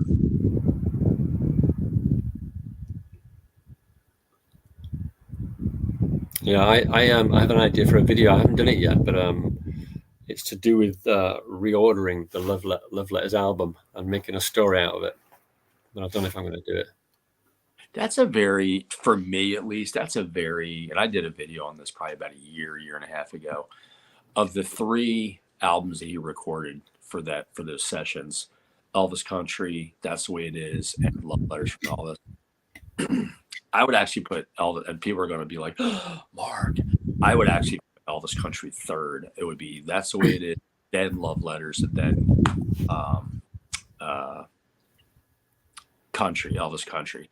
Love, I don't know what about that album. I just think it is superb. I think there was a period when I was younger where Love Letters was quite high up with me. I quite enjoyed it. I quite like the R&B tracks that were on it. Well, Life, Hard Road. Graham It's one of just the said, first 70s albums I heard, actually. One of the first. Because it came out in England in about 1980, I think, on a budget album. Well, sort of a mid-priced album. So it was one that I could afford. What's that, Love Letters, David? Yeah. You couldn't get Raison Rock and you couldn't get Fool for any price. Not new, I mean. Because they just disappeared in the late 70s, when I was buying records. That album, just for some reason, whenever I usually if I'm exercising, I'll have it on my head, and man, it just punches me. I don't know what it is, and I've heard other people say, it's an ugly stepchild of the sessions, and it's not one I gravitate to. I don't know. Maybe I just think it's just so well made, and it's a very diverse. I think that's what I like about it. It's a very broad, diverse sounding record, in my opinion. And that's not to say Elvis Country. I think Elvis Country is superb. I mean, to start that album off with Snowbird. Snowbird is one of my favorites. I just love that album. But I'd probably be different to you, Mark. I'll probably put Elvis Country first, and then That's the Way It Is, and Love Letters. But yeah, I do like all of them. Most people would put Love Letters third. Most people, like I said, when I did that video a year or so ago, most people, commented that Love Letters, a couple of people said, that's not one really that sees my turntable often. It's not one that I gravitate to, but I don't know. Sometimes if I'm really in the mood, I'll put it on and I just listen. And I think every track is excellent. Yeah, Sean said he always had a spot for it. I like the cover, the photo, the three photos where he's at the microphone stand. He's kind of turning it over. I always thought that one shot at the bottom where he's kind of like holding the microphone out. He's kind of like, to the side. I always thought that was kind of an odd shot. But I like the two shots with him. As I've got older, I find that some of the terrible designs on the covers actually has a negative influence on the way I feel about the music. And Love Letters is perhaps an example, because the back cover is just dreadful, isn't it? With all those silly love hearts and the song titles in the envelope. I mean, I can forgive the envelope, but the love hearts and everything, it just looks so cheesy. It kind of makes you not want to listen to the album. I tell you what I did not know until probably about a year or two ago is I didn't realize. I always thought the Love Letters that he recorded in the 60s was the same track for the album for Love Letters from Elvis. He actually re-recorded it. Yeah. Never knew that. It was a pianist's idea, wasn't it? Was it David Briggs who played the piano? He wanted to play it again. He says, I can do a better job of it this time, because it was his first recording session in 1966 with Elvis. So he was nervous. Right. And he wanted to redo it to show Elvis he could play it better.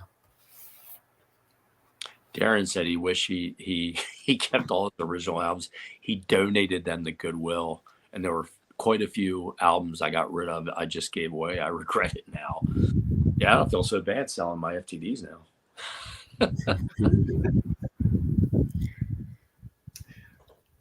I've got to agree with Gina. Fever is one of my favorite tracks. You know what's funny? From Elvis's Back, that is probably my least favorite song on that album. Oh no, I don't know. It's like it's such a classic feel for Elvis, but I don't know. Like if I was to rank all the songs, that would probably be near the bottom. It's funny how everybody likes something different. Yeah. I'd struggle to pick a least favorite song off Elvis's Back. And I think take 2 of Fever's even better, and you can hear him sort of breathe into the movement of the music, and it's brilliant. I even love the Buble remash. Yeah, they just made it sound a little bit darker and bluesy, and I mean, you can't beat his original 60 version. I wonder why they put that album. Did that. I wonder why they put that song on the Elvis 40 Greatest album in the UK, because it wasn't a single. Maybe it was. I mean, Elvis's Back actually got into the singles chart. It sold so well in England, so maybe it was chosen as a representative of that album. I don't know. Which song, David? Fever. So it was on an album called Elvis's 40 Greatest, which was released in '73, I think. Really big selling album. And there were a couple of unusual tracks on there, like My Baby Left Me was the first song. And There's Always Me was on there, and that wasn't a big hit single either. So I wonder if they put those songs on there as representative of certain albums. I think actually my favorite song from Back is probably one that most people are like, and that's Dirty, Dirty Feeling. I knew you were going to say that. It has that rawness from the late 50s. Do you know what I mean? It's like you have, I Will Be Home Again and all these mellow, like post-army songs. And then you just have this rocker that just blows your doors off. And he's got that rawness in his voice that he had, similar to like a Hard-Headed Woman. Oh man. Ken says, what country has the most unique LP covers? I always thought the US RCA albums were rather boring compared to the other countries. One album that I would love to get, because I think the cover is so flippin' cool, is the Harem Holiday one or Harem Scarum one. I don't know if it's Argentina. It has like the purple background. I think it's Brazil. I could be wrong, but I think it's Brazil, yeah. Yeah, I've tried to find that. I just can't find a decent one. I can't find a decent copy. One at a decent price. I would love to find that one. Yeah, I really want to get a Mexican copy of Flaming Star. Have a look at that cover if you get the chance on Discogs. The Mexican version of Flaming Star. It's just slightly different from other countries, but it's really cool. You talking about the Camden one? Yeah. Oh wow. So. Yeah, I think the American LPs are really good. Actually, it's probably just because that's what you're used to, Ken. Yeah, I don't have a problem. I think they're very cool. There's a few, Potluck gets a lot of criticism with his hair. I think everything. Old Shit, yeah, that's on Elvis's 40 Greats as well, isn't it? I wonder, yeah. Maybe it was because it was a big selling EP. I don't know. As a kid, that song depressed me because I had the Separate Ways Camden. And it was the last song on side 2. I'd listen to it, and I'd be like, "Oh my word, this song is sad." And his voice is almost haunting in that song. Sean's sold my entire collection twice. Yes, I remember you saying that in one of your first videos. You sold them not once but twice, and now you're getting them back. At least you sold it though, Sean. Darren said he gave them all away to Goodwill. At least you got some money out of it. So then you could later buy them on your birthday, or throughout the year, or get his wife to buy them for him, or get his wife to spend the 30. He got quite a deal, £30 for. Yeah, it was a great deal, wasn't it? Tempted to get on a plane just to go over to that shop. Darren says it happens at the World's Fair Paradise Hawaiian style. This is Elvis Wonder World Christmas. He named all the different albums. Are they good covers? Is that what you're saying? I always loved the Madison Square Garden cover. Of course, I always found it odd. Always found it very odd that the question came out like, why didn't they use a photo from that concert? And they're like, well, we couldn't get one in time. But yet they put an album out, remixed it, released it, pressed it in 8 days, 9 days when you couldn't get a new picture. I always found that so weird. Even as a young guy, I was like, because that picture was from the Jacksonville concert in April, I believe. But I always thought that cover was spectacular. Maybe it was more a case of they couldn't get a picture from Tom Parker in 8 days. Yeah, maybe. I think when the first selection of songs is presented on the FTD Elvis The Last Movies, it's a fantastic video. Yeah, I agree. That's a great video. CDs. It is kind of ironic, isn't it, that Elvis's last movies were they were getting better, and the music on the final movies was also getting better. Yeah. Yeah, that is a good selection of songs. The first double feature CD I bought was the one that's got Charo and Live Little, Love Little. Yeah. Saw that and I just thought, I've got to have that CD. You still have it, or you do? Yeah. No, Okay. I've got it. Yeah. So I had one or two of them back in the late 90s, and I got away from them. But I hear a lot of really positive things about the double features as far as the mastering, how good they are. Am I right in that? Am I hearing the right stuff? Well, I haven't ever listened to them and then compared them to albums or other CDs, but I guess that's what it is. I'm trying to get a good comparison because you can get them fairly expensive. Yeah. I mean, like why if you already have them on a TD, but better. I think the double features are essential in the collection. I think the mastering, the remixing, a lot of them were taken from the 3-track stereo masters rather than the original 2-track. Right. I've been playing them recently in the car, and most of them sound pretty good. You know, some of my favorite CDs. I mean, I think it was almost the double features that actually made me sell off my vinyl collection and go all digital, because at that point, they just sounded so good on a digital system. Yeah, and it's been recently I've been reading about them. Everybody, like in comments on Facebook and things like that, they're like, man, the double features that are, like you said, they're essential and they just sound so clean. And like I said, I had them and I didn't have many of them. I think I had maybe 3 and I got rid of them. You have them all, I'm sure you had them.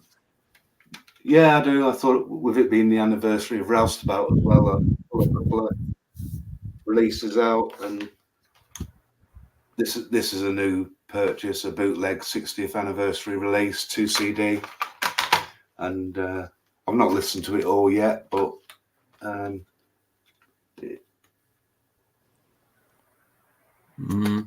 what label's that on, Adam? The label is Infinity. What? Infinity, right. Yeah. But it's just a compilation with all the stereo versions, mono, film versions, radio spots. It's just the usual collector's fare. I think the radio spots are so cool. Very. But anyone wants to hear a good quality release of the movie soundtracks, get these. You'll be able to pick them up cheap. Yeah.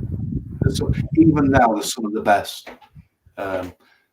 Mixed by Dennis Ferranti, I think, who did a lot of the 90s re-releases with Ernst and his team. Did you ever get that? Did you ever get that tin can edition? I did. Yeah. Did it not come in a box? I think it did, but that's long gone. I lost some stuff in a garage flood. Right. Does that have all of them, Adam, or just like 4 or 5 of them? 4 CDs. This is just 4 CDs in this case. It came with a little badge. And some pictures as well. Yeah, it's just another little bit of a collector's item, but I thought I've got to have it. I enjoyed the releases that much. It was worth having. You know what we're like. It's an addiction. Absolutely. I was talking to a friend of mine just yesterday. I was like, man, it is like having like a drug addiction. Like, just can't walk away. You can probably tell by now. I've designed my room so every release is in style of release order, in date order, all stacked together. So your cataloging, your storage system. Yeah, all the records are in boxes below, and they're all in the actual recorded date or release date. So right, if you want 1956, it'll all be together in a section. I hope to do that. Mine are just like as I bought them, I just put them in my different boxes and everything. I really got. It would take me at least 2 or 3 days, but I got to go through. I would love to do that as well, Adam. Hello, Stefano. Good to have you here, buddy. Yeah, I want to get those double features. Yeah, definitely buy them. Coming up on an hour and a half, man. This has been a good one. Good first live stream. That's right. The double features are in the 50 CD box set as well. Ken brought up a good question that was actually I saw on a video where somebody had posted the question. Ken says, do you all have insurance on your collections? I have seriously given it some thought. I don't yet. Not specifically for the collection, but there is insurance on the house contents, but not specifically the collection. No. Yeah. I increased mine, so you said you did. Yeah, I increased it, but it's not itemized. I'd like to get it itemized at some point. Yeah. I've probably spent the last 10 years trying to spreadsheet every release I've got. What's the biggest risk to your collection? What's the biggest risk of your collection being damaged or whatever, or gone basically? I think theft, break-ins, probably one of them. I've got 2 video cameras now, one inside my room, one outside my window. So that will alert me live if someone comes in my office. My wife and I just recently got a brand new system installed. Finally, we had it, but it's the camera outside is solar powered, so we had to get some type of an adapter. But we finally installed everything. We got cameras, got all the doors. So yeah, definitely. Amazing. I don't know anyone in Japan who's got security cameras on their house. No one. Wow. Biggest risk to my collection would be an earthquake. Okay. This building's pretty strong. I think it would withstand an earthquake. Fingers crossed. Yeah. You can only keep. Sean says you can only keep one album. Which one is it? The 60 CD RCA collection. Is that allowed? Is that no box sets? I presume.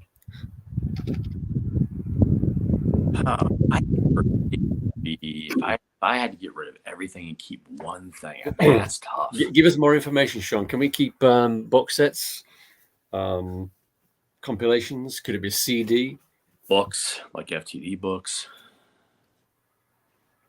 Or are you just talking strictly albums, Sean? If it's albums, I will tell you.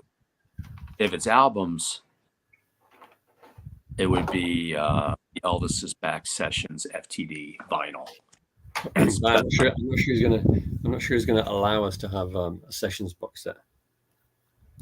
No, not the box set. The vinyl, the 2 LP from 2000. Oh, you're talking about FTD, right? Yeah. The album, yeah, the FTD Elvis's Back.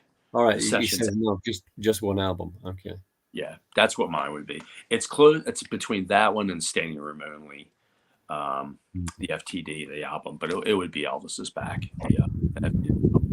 If I had to choose one, I'd probably say Elvis's 40 Greatest. It's just so much sentimental value, and not to mention fabulous music and 40 tracks. So if you'll allow me a double compilation, I'll go with that one. I think Ken made a good point as well about fire being one of the worst. Fire is my biggest fear. Yeah, I'm a fanatic about like if I leave the house, making sure, if we're leaving for a while, like turning the fans off, make sure lights are off. Because all it takes is just a short or anything to start a fire. We actually about 8 or 9 years ago, we had a fire caddy corner from us, a house. It's like across the street, like 2 down, completely gutted it. The owner was in the backyard. It was in the fall. It was just starting the leaves were turning. And they found out that they, took a puff and flipped the butt and it landed in some leaves, torched the whole backyard, and then went into the house and completely gutted. The house was completely destroyed. Was anybody killed? No, somebody was home. And if I remember right, like I said, it's been 8 or 9 years ago. Somebody I think had been sleeping upstairs in a bedroom, and they smelled the smoke, saw the fire like in the kitchen, got everybody out, but yeah, the house was, and then they rebuilt it. It took about maybe 9 months to a year. They completely rebuilt it, I guess, to insurance, and now they have like a newer house. But like, I just could not imagine like losing everything. Like, I just don't have to recover, not even just like your collection, like sentimental photos of your family and all your belongings, your clothes. It's just, you want to talk about something that is my biggest fear. I will tell you straight. Just terrible. Yeah, fire's bad here too because houses are made of wood basically. So you get a house fire, the whole thing goes. Yeah. So to go back to something you said, David, and now I see a comment from Sean. I'll give you the 40 greatest. Sean, is that the one that you got with the Aloha picture and it says 40 and then it says something about a story? The pages it is. From Oh no, that's Elvis Forever. That's Elvis Forever. Elvis Forever. That's what I'm thinking. That's a German album. It's only got 32 songs on it, but they're all on the Elvis 40 Greatest album. Okay, what's the 40 greatest? You have that one hand? I can show you a reissue, but it's not. It's not. I don't have a copy of the original.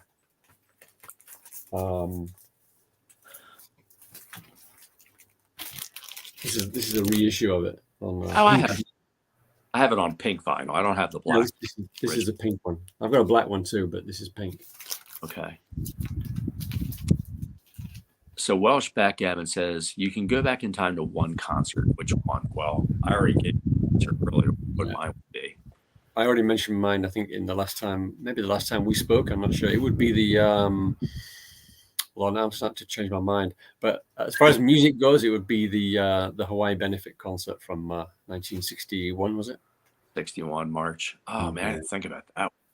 Plus, I've never been to Hawaii. What about you? So mine would be the afternoon, June 10th, Madison Square Garden show. What about you, Adam? It'd have to be Vegas on stage, 1970. That's a good specific concert. Any concert or any one particular? No, I don't think there's any one concert. It would just be that time seeing him. The August 7th. February 70, I think. Oh, February 70, yeah. His second engagement. Yeah, those shows rocked. And imagine seeing him in such a small theatre. That must have been amazing. The very first concert he ever gave, that would be a good one to go back and see as well. The very first one. Eddie Vestal, he said that you mentioned, David, the black vinyl is the more collectible, harder one to find. Yeah, I don't know how much more expensive it is, but I imagine it comes at a pretty penny. I think we should have a good shout out to Eddie, Mark. Eddie's one of the admins on the Elvis Presley Collectors Group, which is a Facebook page we started 2 years ago together. And it was only talking to Eddie that made me start that page with him. And then we had some support from Chris Giles at the Elvis Shop London. He agreed to post all his new releases. And then Steve Hansen from the UK and yourself, Mark, joined as admins. It's a fun page. It is fun, and we keep it clean and we keep it free from private selling. Try and keep the scammers away. It's nice. It's just a place for everyone just to show the latest collections, their original collections. Eddie has some great Sun releases. Yeah, on there. It's really cool. It's really cool seeing a lot of the different collections and what people buy and what people, zero in on and their wants and want lists. And I always say the greatest feeling is when you've been after something for there's been things that I've wanted for, like I said, the Elvis Live in Vegas. I've wanted that one for a few years, and so. And like the YouTube channels, I find a Facebook page One, they cost us a lot of money because we see a lot of stuff that we like. Yeah. But they're just great places for collectors to. I mean, sometimes I see things on the Facebook group or on YouTube, and I've forgotten about. It takes me back to albums I used to have as a kid or things, and you just have to recollect them again. It's a bug. Ken said, if the three of you lost everything to a fire, would you start your collections all over again? I probably wouldn't. It's just too.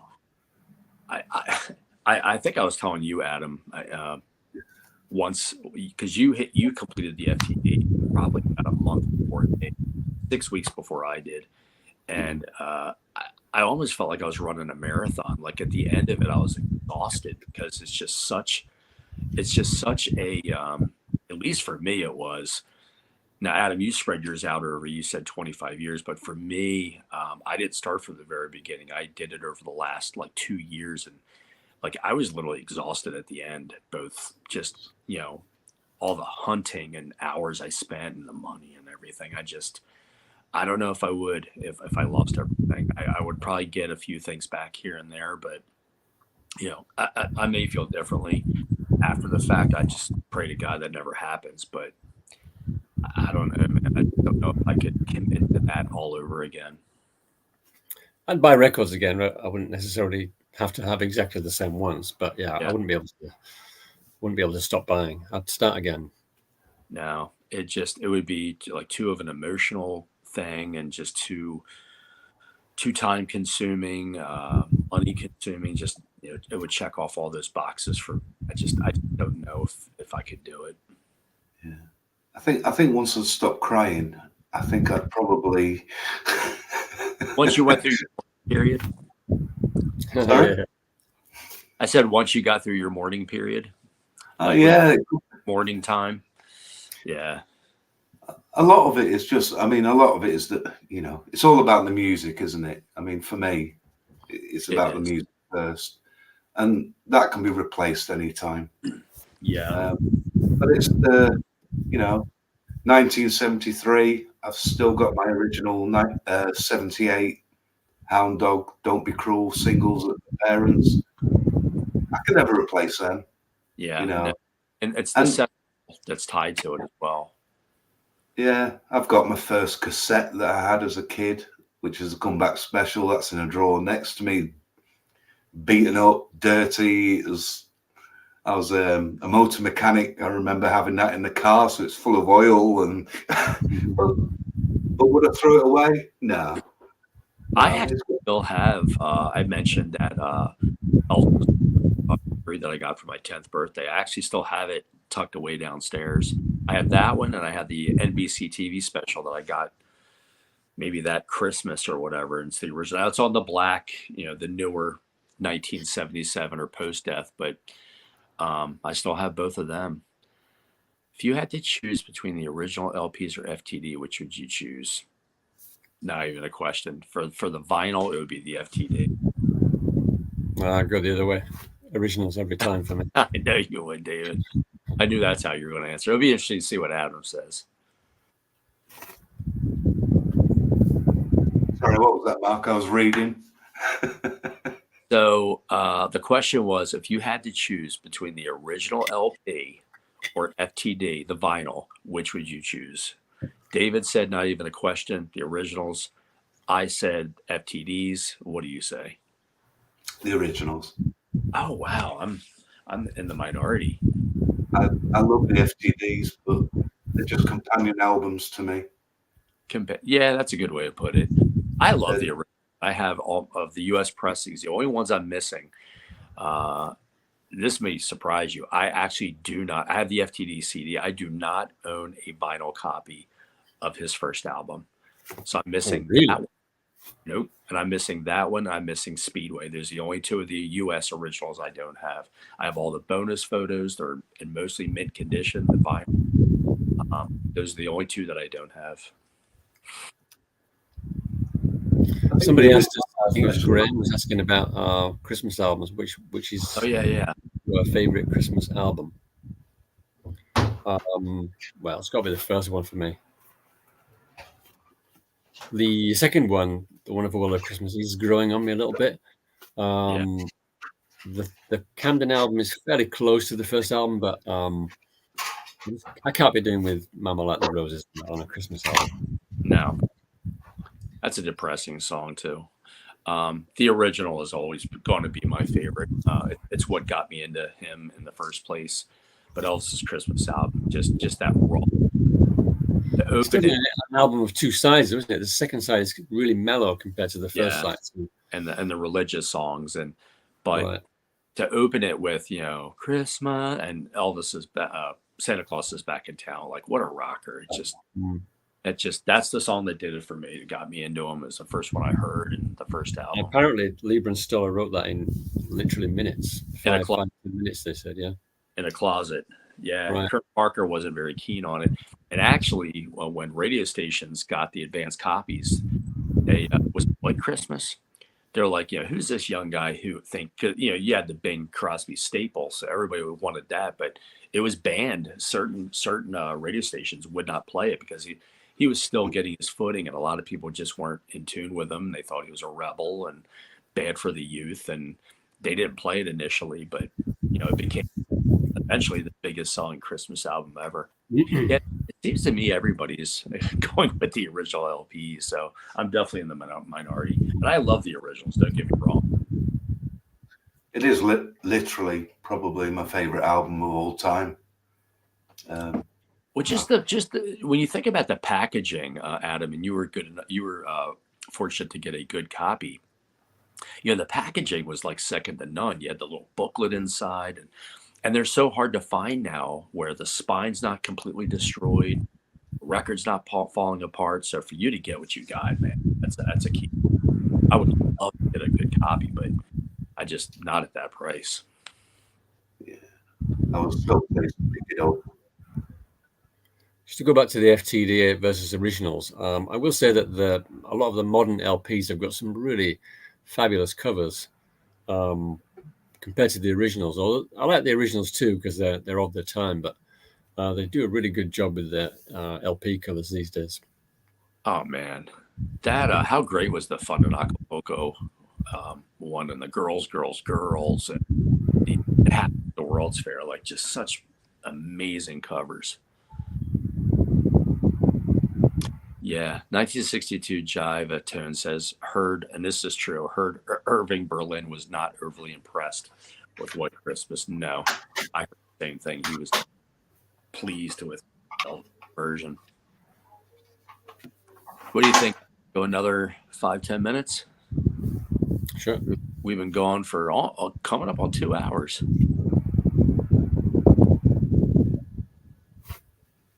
New Zealand Christmas favorites. Eddie, are you talking about your favorite cover there? I guess the tracks are the same as anywhere else, right? It is a nice cover, that actually. Do you guys know what he means? The New Zealand Christmas album? No, I don't think I've ever it's seen. It's a black and white picture of Elvis, and there's like a Christmas backdrop, like a drawing or a painting. Yeah, it's very nice.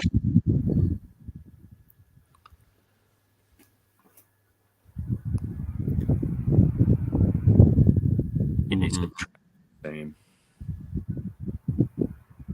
Okay, Sean asked when we all discovered Elvis. Yeah, if you're late to the show today, I was 4 years old when I got into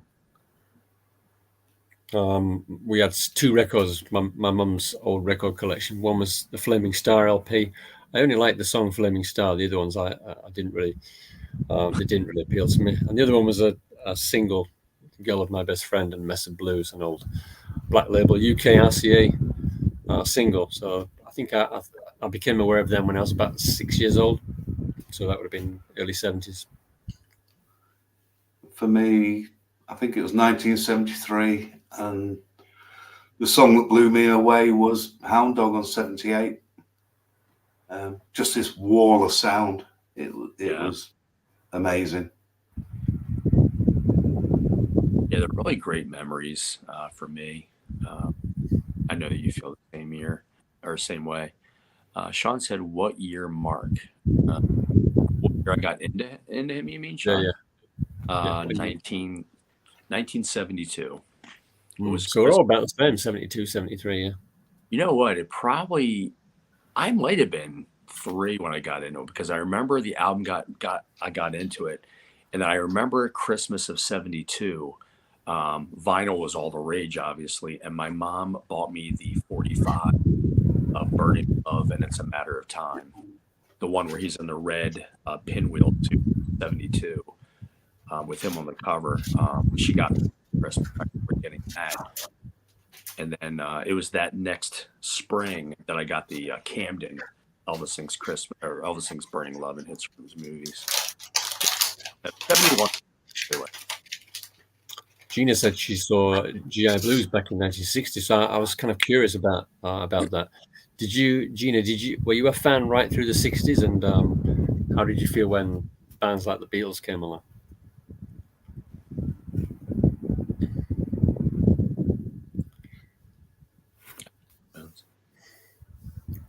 No wonder you guys are hooked on the 70s. Well, I'm not particularly, I like the 70s music, but Same. I would say 60s and 50s before 70s, if I had to choose. My era is 62. I started on this. Is that blue or black, that label? It's blue. That's the HMV label, right? That's nice. No. Yeah. Oh, right, that's right. Your dad, your family was based. Are they Belgian? These are Belgium 78s. Right. Oh, that's cool. They look to be in nice shape. Yeah, and I believe they met in Germany while they were stationed out in the RAF in the 50s. So must have travelled to Belgium on leave.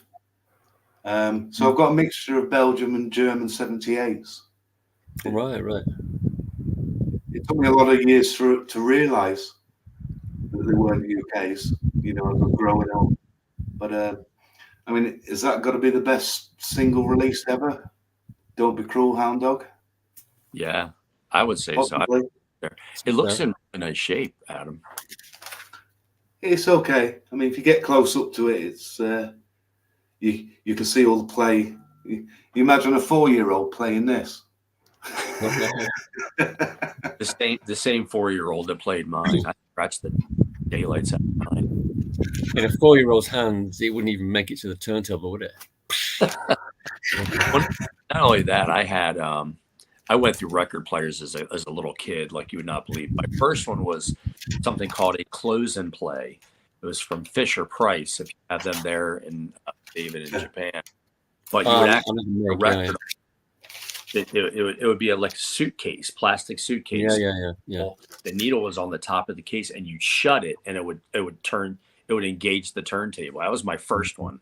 Then I had another, a little Fisher Price. So I'm sure they were so good for my records, but I didn't have a record player of my own until about 1980. 1980. 1980, I think, was when I got my first stack system. Oh wow! And then, because then I'd just used the family one before that. I think in the late 70s, I had my first little cassette tape player. Mm-hmm. And that's where that was on the tape every day. But it's quite unusual, actually, because this cassette you can't match it up on Discogs. There's no exact matching for this release, which... Oh, okay. Just no one's entered it on the system, on the database. No, which is strange, really, it must have been a popular release at the time. There's just so much over the years from all the countries and versions. So many different variations. Yeah. So Gina says, my father refused to have rock in our house. That reminds me of a story my dad once told me. He went home one day with it was a little Richard record, Lucille. That's it. And my granddad, he said, "You're not bringing that record in this house."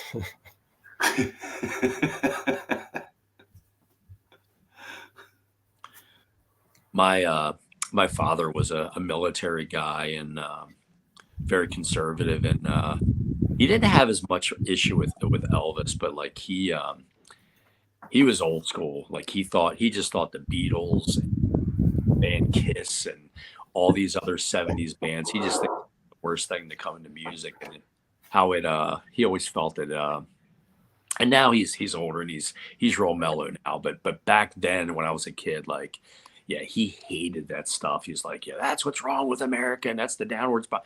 But like, he's not like that now. But it's funny how, like, when you're younger and you see the views your parents have, and then as they get older, how they mellow out and don't have that. And both my parents would often tell me, like, yeah, the stuff you did, wow, what they're doing today. It's just funny how each generation comes along, and they have different views on music and politics and all that. It's just, I find it funny now that I'm an older guy myself, and I have grandchildren and all that. Although I think parents now, they don't particularly find music and musicians and musical acts, they don't particularly find it outrageous anymore, even though it is far more outrageous, the performances and the performers. Oh yeah, absolutely. Well, and that's a whole nother show, or live stream for us. Yeah. So Welsh Backgammon's written something which I find interesting. He's talking about all gramophones, drinks cabinet style. You can't find a fully functioning gramophone anywhere now. Well, it's funny you should mention that, because I was in Tokyo a few days ago, and I went to this shop which has a lot of 78s, and they've actually got fully functioning I don't know when they date back to, but they're old Victus gramophones, and they're about 5 feet high by about 2-3 feet wide, and they were selling for over 1 million yen, which is thousands of dollars, fully functioning. Wow, they look really good. We got a funny story about those old record players, haven't we, Mark? I think Eddie Voden likes to wind everyone up on the Facebook page, showing his new releases on an old gramophone with a huge big needle about to play it. Yeah, like the head of where the needle's housed in, like this big, got the long arm. Well, I'm imagining it was the same in the UK and Japan, but all the rage from, I don't know when they first came out. I'd venture to say maybe late 60s into like the mid 70s, but it was actually furniture. Like, it was a big cabinet. It had the lid you popped up, and it would have the stacks, the vinyl player. It would have an 8-track tape player. It would have a radio, and you had 2 big speakers built into the system. It's funny. My mom and dad had one. My grandmother had one, and they were all the rage. That was what you had. You had one of them, and you were on board. And it's funny, if you find them now, they're pretty expensive. If you can find them in, like, say, an antique shop, or anybody selling them online, they ask a pretty penny for them if they're in good condition. Somebody said, I think we got a little. So our fan has said, now that the Beatles are obviously more successful than Elvis, does it detract for your love for the music? Do you lose any appreciation? We got a little tussle in here. Patch, it does. It does definitely. It has affected my appreciation for him, because obviously success equates to quality. So that's why you have things like the Smurf song and Joe Dolce, "Shut Up Your Face." That's the best kind of music out there. Well, she came back with, "Are you serious? The Beatles are not more successful than Elvis. Paul McCartney is the only functioning one around. One out of the 4. Ringo isn't doing too bad for himself either." But yeah, I guess it's how you look at it. To me, the Beatles came along at a time where Elvis's style and his music and his movies were starting on the downward spiral. And there was something new. You got to admit, like, just like Elvis, when Elvis came along, no one had seen anybody like him. Same with the Beatles. Nobody had seen guys with shabby, longer hair. And you always had clean cut, crew cuts and all that here in America. So when you see these 4 guys come off a plane, and they have the longer hair and they call it rock, I mean, it was the same shock to the culture. And but to me personally, the Beatles are arguably considered the greatest band in history. But I don't know. I beg to differ as far as the popularity. I think, like I said, Elvis was probably arguably the most iconic figure in the 20th century as far as entertainment. I think, yeah, it's a strange question. And as someone who grew up listening to the Beatles as well from the UK, and I like the Beatles. Yeah, you too. Elvis met them. They've shown appreciation to Elvis. Mm-hmm. They made good music, and I do agree they're probably one of the greatest bands. But they grew up on Elvis's music, and they were basically just another rock and roll R&B band, like everyone else was in the UK in the 60s, who turned into great songwriters and Well, made some unique albums. But I think it's daft trying to compare Beatles to Elvis. I mean, they can live side by side quite happily. yeah. You know. And to me, I think too is just it's a matter of what you like, what you don't like, and I knew a guy who just all in his PR and Elvis. It was all in on the Beatles and every possible release ever made. And they changed the way music was viewed and what was listened to, and nobody can ever knock them off that perch. But again, when you're talking about bands, other people say the Rolling Stones are considered, and I don't feel this way, but you hear them say that they're the world's greatest band, and then you have Led Zeppelin, what they did for the UK, and again, it's just a matter of what you like, and that's what makes the world go around. There's a lot of good bands out there. Yeah, it's just a silly question because you don't like someone because they're really successful. No, it is. That's why I said me bring up this me mentioning this topic in the chat was a little, I might be starting a little fire here, but hey, it's good as long as it's done respectfully. I've never had, even like when people comment on my videos, if you comment respectfully, you can disagree with me all day if you want, but that, again, that's our taste. That's what we like. Things that Adam loves, I may not like as much. Stuff that I love, he may not like as much. Same with David. Me and David have made conversations where I'll mention a song or an album and he'll tell me quick, yeah, it's all right, but again, that's what makes the world go around. We all have our different likes. We all have different things. But for me personally, this is just my opinion. I think Elvis, rises above just for how long he was relevant. And then when you look at what he has today and, what's selling, I would argue to say, I don't think, the Beatles have an FTD type label where they're re-releasing all their stuff. But again, that's an argument it's for another day. I think Beatles fans will always go, the Beatles were the greatest. Elvis fans, Elvis was the greatest. Oh, but yeah. The only real answer is Ringo Starr says he's the greatest, so who's going to argue with him? I mean, it's music. You should be having fun with it. It's not about picking, trying to put one down against the other. Just enjoy it. Yeah. Hold on. Yeah. Silver fam, just to be clear, yeah, no one's on you or anything about it. Like, I think Beatles for what they offered and when they came about, like they really started to, you hear the term the British invasion, like they culturally, they are way up there and always will be.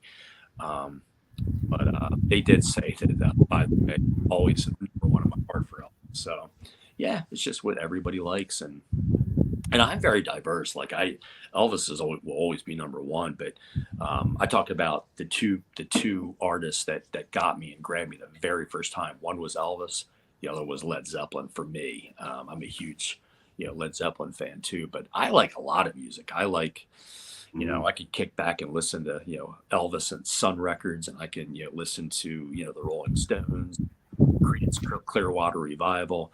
I try to be diverse with my music. I even like classical music. I like Mozart. I try to mix it up a little bit now and again.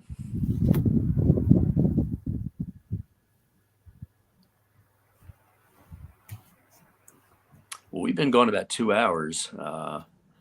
You guys have any last questions or anything else you want to bring up?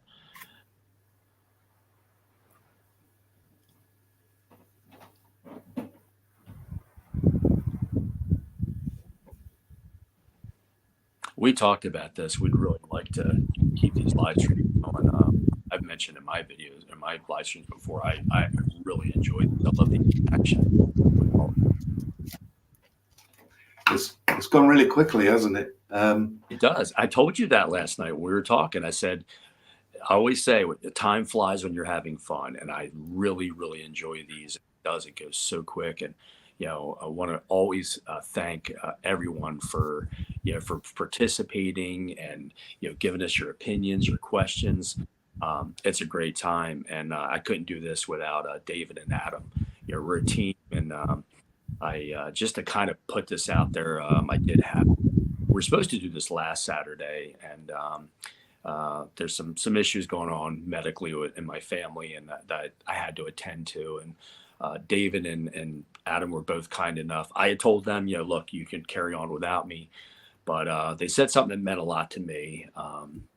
That we're a team and we do this together, so they know how I feel about them, and it meant a lot to me. It touched me. It really did. And I don't mean to get all, sentimental and everything, but they're two great guys. David, I've been working with for a better part of a year and a half. Adam, we've really built our friendship over we've been talking probably on and off for the last year and a half, but we've really become better friends over the course of the last few months, and we talk often. And but that meant a lot to me. But things are still up in the air. It's with my family, and as far as the health issue, and but I really want. It was important to me for us to do this today. It was almost therapeutic, and I enjoyed this immensely. I love the live streams, and we appreciate all of you coming on and watching. Yeah, it's been great, and it's much more relaxing than trying to make a video. It is. It's very. And it's funny because the first probably two or three that David and I did, we always had a topic, and then we found that like after David, the first like 10 minutes, it kind of completely got off because we would take questions, and which is great. I like that. I like the interaction. What do you think about this? And what do you think about this release? What would be your favorite? Kind of the questions we got today, and it got off the topic, which was fine. But then we were like, you know what? Let's just throw it out there, have no agenda, no topic. And it actually, I think, works better, and it's more organic and it flows better. Yeah, I wasn't expecting to get so many questions. So that's why, to me, it seemed like a good idea to prepare something. But in the end, it wasn't necessary. It absolutely wasn't. And, today, this is coming up to this live stream, I believe, is coming up on the longest one I've done. I think I did one other might have been with Robert a few months ago that went over a little over 2 hours. But like I said, it just shows you, how much fun these are, and the participation we get from everyone. Yeah, it's really interesting how many comments there've been and how varied they go. I mean, sometimes you lose track of what you're actually talking about while you're reading all the comments, which it's been really good fun. And I think hopefully we'll be back with the Blue Hawaii, the music. Is that the next one? Yeah, we've still got to do episode 2 of that one. Right. And just so y'all know, we'll probably more than likely record that next Saturday. And usually after we record it, to the great editing of Adam, and you don't want me touching it because it would be a nightmare. But David and Adam do a great job working together, editing everything. Usually get it out with 2, maybe 3 days. But thanks to their hard work, they deliver try to deliver a great product for all of you. But that's the plan, doing that next Saturday and getting it out probably Monday or Tuesday of the following week. So, but we really appreciate each and every one of you. One final note: the plan is, David and Adam and I have discussed. The plan is to launch a separate new channel called the Elvis Forum, and building it and going from there. Still have our channels. Adam has a wonderful channel. All the collection. I'm blown away by his collection. David, and just his sheer knowledge of everything Japanese vinyl, and just knows his stuff front and back. An immense amount of information. And at my channel, I haven't, because of the situation of my family, it's been difficult to make videos. Hoping I went to Days a couple of weeks ago, and I said, wow, I'll be able to release they say hindsight 2 or 3 videos a week, and it's just been crazy with going to the hospital and visiting and all that, and it's just been difficult. But I'm hoping to get back in the saddle. But like I said, it's been a great collaboration with the two of them, and I'm very appreciative of that. Yeah, it's been good. That's been good. So thanks to everyone for joining us. Thanks for all your questions and comments. Sorry we didn't answer all of them. And so any final words, Adam? I'd just say, sincerely, Elvis, you probably are the only one with a cast iron Elvis doorstop. I don't know of anyone else. I think you are.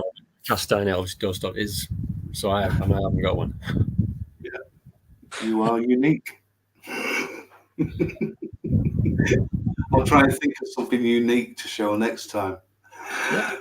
Yeah. I'm trying to imagine what it looks like. Has he got maybe his face etched into the cast iron thing? Maybe you can show it to us in a future video, Sean. Yeah, he will. Sean's building an impressive collection quick. He has his hauls, it seems like, every week, and he always has some really cool stuff that he shows. So I was actually on my way. It's on his channel. Okay. Yeah, on his channel. Yeah, I watched his video last night. Always engaging, so good stuff. So check out his channel. But yeah, there's a lot of good channels out there that I try to follow and support. So, but yeah, we'll see you all real soon. Like I said, we hope to do another live stream, maybe in a couple of weeks if everybody else is up to it. I think that'd be a lot of fun. Yeah, thanks everyone for joining us. Sorry, I was going to say, are we going to do it? It's good morning from him.